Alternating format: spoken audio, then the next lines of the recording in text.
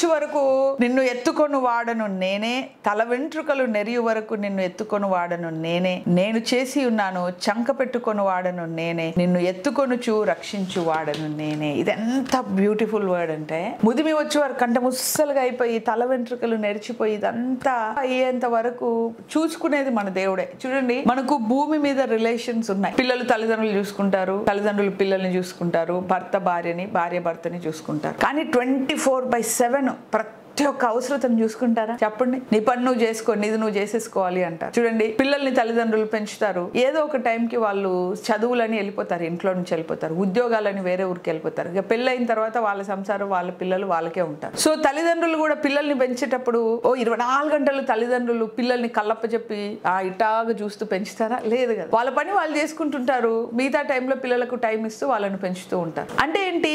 ఎవరి భారం వాళ్ళకు ఉంది ఈ లోకంలో, ఎవరి వేదన వాళ్ళకు ఉన్నది ఈ లోకంలో. 24 గంటలు కొనుకోకుండా నిద్రపోకుండా ఇశ్రాయేలును దేవుడు అలాగా చూస్తూ ఉన్నాడు. సో కాబట్టి ఎవ్వరు కూడా నాలాగా నిన్ను చూసుకోరు. కాబట్టి నాతో సమానము లోకంలో ఎవరు లేరు. కాబట్టి ఓ మనిషి, నిన్ను సృష్టించిన నీ దేవుని మీద ఆధారపడు. ఆయన నిన్ను ముదిమి వచ్చే వరకు ఎత్తుకొని ముందుకు నడిపిస్తాడు అని దేవుడు చెప్తున్నాడు. ఏమే